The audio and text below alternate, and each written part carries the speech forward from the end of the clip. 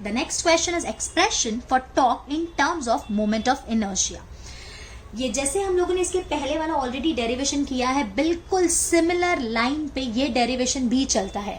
तो जैसे आपको वो वाला समझ गया, ये भी बिल्कुल स्मूथली, बिल्कुल इजीली खत्म हो जाएगा विद इन मिनट्स. तो यहाँ पे क्या बोला है कि एक रिजिड बॉडी है of mass m rotating with constant angular acceleration. Constant angular acceleration से ये घूम रही है अबाउट एन एक्सिस पासिंग. कोई भी एक एक्सिस हम ले लेते हैं जिसको हमने नाम दे दिया O, और ये एक्सिस इस प्लेन को परपेंडिकुलर है. वही जो मैं आपको बोल रही हूं, मैंने वही लिखा हुआ है, passing through O and perpendicular to the plane of the paper. ऐसा मान लेते हैं कि इस बॉडी में बहुत सारे पार्टिकल्स हैं, जैसे पहले माना है हमने. So the body having n particles. ये n पार्टिकल का मास सबका अलग अलग होगा.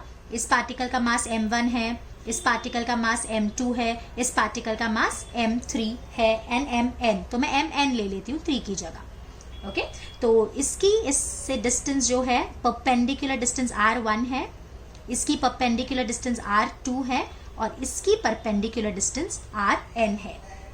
अब ये सारे पार्टिकल्स का जो एंगुलर एक्सेलरेशन होगा वो सेम होगा, have same angular acceleration, but इनका लीनियर एक्सेलरेशन अलग अलग होगा बिकॉज सबकी रेडियस अलग अलग है. राइट तो बेसिकली जब इन पे ऑब्वियसली एक्सेलरेशन लग रहा है तो इन पे फोर्स भी लगेगा. तो इन फोर्स का डायरेक्शन क्या होगा, तो यहाँ पे जो फोर्स लगेगा that will be in the tangential direction. This is F1. Here the tangential force is F2 and here the tangential force is F3. So the linear acceleration A1 की अगर हम बात करेंगे, सो A1 होगा R1 अल्फा, A2 होगा R2 alpha, similarly AN होगा RN alpha. Okay अब जो फर्स्ट पार्टिकल होगा, ये वाला पार्टिकल, इस पे जो फोर्स लगेगा वो कितना होगा, तो फोर्स का फॉर्मूला क्या होता है, mass into acceleration. So m1a1 where a1 is r1 alpha, this is m1 r1 alpha. Similarly हम f2 f3 सब निकाल सकते हैं. अभी अगर हम टॉर्क की बात करें कि फर्स्ट पार्टिकल पे टॉर्क कितना लग रहा है, तो हमारे टॉर्क का स्टैंडर्ड फॉर्मूला है r bar cross f bar, या तो अगर हम मैग्नीट्यूड के टर्म्स में लिखें so tau is equals to R F sine theta. अब हमारे केस में जो f और r के बीच में एंगल है वो तो 90 डिग्री है, सो थीटा इज 90 डिग्री. तो अगर थीटा 90 डिग्री है तो टॉर्क हो जाएगा R F. Right so tau 1 की वैल्यू मैं क्या लिख सकती हूँ, r1 into f1, but f1 is m1 r1 alpha, so this is m1 r1 square alpha. Similarly tau 2, अब आप लोग भी बता पाओगे, m2 r2 square alpha. Similarly tau 3 tau 4 सब ऐसे ही हम निकाल सकते हैं. मैं वो भी लिख देती हूँ, tau 2 is m3 r3 square alpha.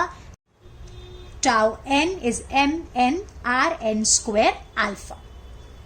सो अगर हम सारे टॉर्क की बात करें, तो टोटल टॉर्क, तो torque is a vector quantity. तो सबका डायरेक्शन देखो, r cross f is in upward direction, r2 f2 की वजह से भी अपवर्ड डायरेक्शन, rn fn की वजह से भी अपवर्ड डायरेक्शन. तो सबका डायरेक्शन अपवर्ड्स आ रहा है. तो क्या हम इसको डायरेक्टली ऐड कर सकते हैं, बिल्कुल. So don't need to worry about it. हम सारे टॉर्क को डायरेक्टली ऐड कर दो, tau 1 plus tau 2 plus tau 3 plus dot dot dot tau n. तो हमारा नेट टॉर्क कितना हो जाएगा, this will be m1 r1 square alpha plus m2 r2 square alpha plus dot dot dot mn rn square alpha. Right अब हम इसमें से common निकालते हैं. तो हम क्या कॉमन निकालेंगे, so tau net is equals to alpha हमारा कॉमन आ जाएगा. यहाँ पे बचेगा m1 r1 square plus m2 r2 square plus dot dot dot mn rn square.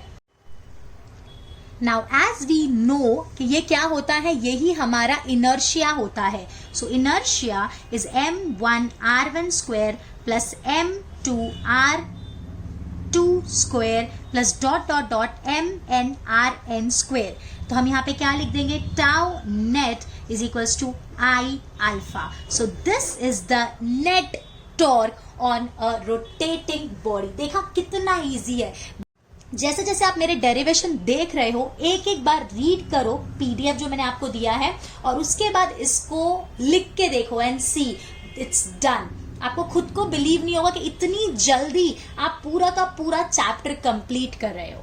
Clear? Okay great. अब इसका यूनिट अगर आपको पूछा तो आपको एक यूनिट तो पता ही होगा क्या होता है, न्यूटन मीटर. तो इसका भी यूनिट वही है. So unit is newton metre.